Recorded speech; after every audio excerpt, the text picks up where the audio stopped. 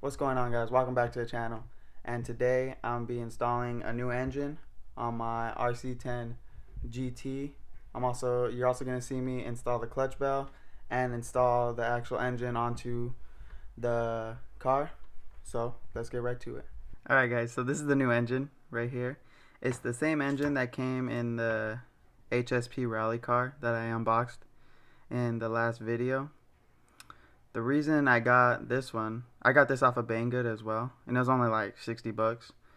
But the reason I got this one is because of this, the rotary carb. So I don't know if you guys can see that, but instead of sliding in and out like a lot of carburetors, it rotates. So this is wide open throttle, and then that's idle right there. I needed one of these because my throttle linkage isn't set up for a slide carb. It's set up for a rotary carburetor. And this is the only one I could find. A lot of the carburetors now are slide carburetors. They're not rotary carburetors. So, I mean, it was only 60 bucks. But, I mean, it's 0.18 engine, as you can see right there, VX18. The only weird thing is it didn't come with a glow plug, so I had to install my own glow plug, which was kind of weird. Most engines come with a glow plug, but then again, it was only $60, so you kind of get what you pay for. But other than that, this is it. This is all it came with, was this spacer right here, or just to go over the shaft. And then it came with a nut, but I took the nut off just because I have to use a different nut. But yeah, I haven't messed with the needles or anything because I still got to break it in and stuff and install it on the car. So let's get to it. Okay, so I got this little like the flywheel and the clutch bell and the clutch shoes off of Amazon for like 15 bucks. And it said it was made for these engines, so hopefully it goes on without any problems. First we're going to put on the flywheel like that, and then I'm going to get the nut to fit onto the flywheel.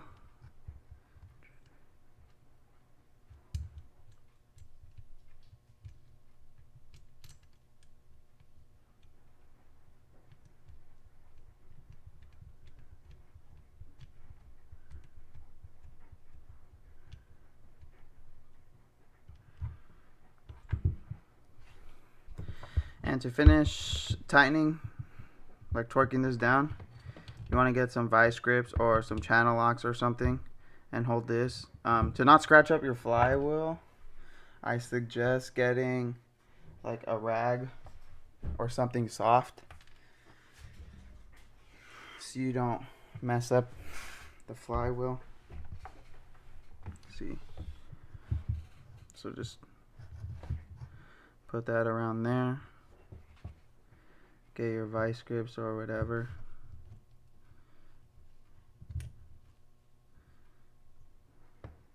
And then you want to get a wrench, or if you have a deep socket that can fit over that. So just, you want to cup your flywheel like that. Vice grips or whatever you have. Hold it in place. I'm using an impact gun. You don't have to use, you could just use a ratchet or whatever, but I'm just tightening that down a little bit. Taking that off, and boom. That's tight enough right there. It was an impact gun, so I didn't need to, hammer it, or else I'm never going to be able to take it off again. Okay, so after you attach your nut on the flywheel and you torque it down, you're going to get your clutch spring, your clutch shoe springs and your clutch shoes. And what you first want to do is attach these this spring together like that, and put it over one shoe. Just work it around.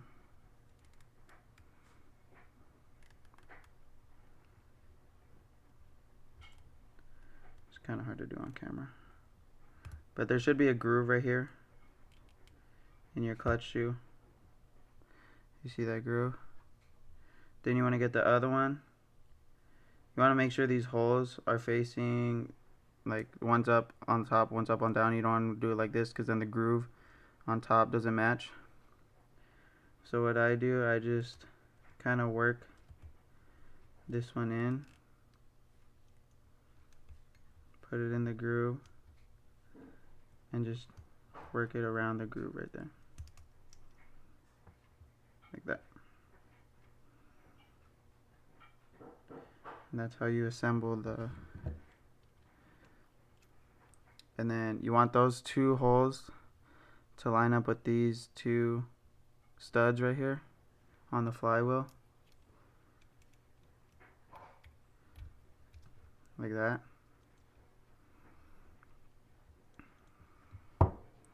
So now that I got the clutch shoes on, get the clutch bell.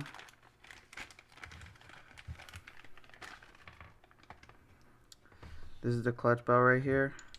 This is what goes over like this. So it should come with 2 bearings whenever you get like a little clutch bell set. One goes in the front like that. The other goes right here in the back like that. So there's 2 bearings on each side. Once that in, push the clutch bell on like that. Make sure none of the bearings are out. Make sure it's all pressed in like that. And sometimes some kits will come with a little E-clip that goes on top right here, but this one came with this little set screw, and it also came with this little washer. So I'm gonna put that, and I'm also gonna put a little bit of Loctite on there just so it stops from backing out and then the clutch bell doesn't back out or anything. Okay, so I just got blue Loctite right here, medium strength, because I want to be able to take it off if I ever need to change. So only a little bit right there, just a little dab like that. I'm just gonna hand tighten it at first, just get it started.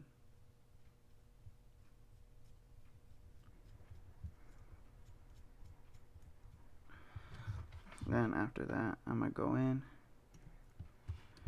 and actually torque it. Yeah, like that. Make sure your clutch bell spins freely and there's no torquing or anything, or no binding or anything. Make sure they're spinning freely. There should be a little bit of play, but that's how it should look after you're done. Everything's assembled. Nothing else left in the kit bag, the little baggie that the stuff came in. Now let's put it in the car. Okay, so I have run into a few problems. First off, that's all I could sit the motor on, like the spur and clutch bell already touching, and the holes don't line up. This spacer is like way too big, but none of the other clutch bells or anything fits on this shaft. So I think I'm gonna have to move the motor mount back and drill some holes. I didn't really want to do that, but it's gonna have to be done. And another problem is, let me flip the car around, that I didn't even think of. I don't know why, but oh shoot. But I don't know if you guys can see. There you go, focus. The pitch on the spur gear and the pitch on the clutch bell are totally different. I didn't even think of that. I don't know why I didn't think of that. Look how wide and big those teeth and gaps are. And then look how small the ones on the spur gear are. So I'm gonna have to get a new spur gear, move this mount back, and I think I'm gonna save that for a later video. But that kind of sucks, because I thought I was just gonna be able to get this engine, put it in, and start breaking her in, but looks like it's just gonna be a little more work than that. But hopefully in the next video I'll get everything set up so you guys can see this running and driving and all that. The exhaust, I don't know how the exhaust is gonna look. It's gonna be sticking way out, but oh well, I'm just gonna have to make it work. But yeah, that's gonna be it for today, guys. I'm sorry I couldn't actually put it in for you. Ran into a few problems, but hopefully in the next video I can solve those problems. And I'll see you guys in the next video. Make sure to subscribe and like, and I'll see you guys later.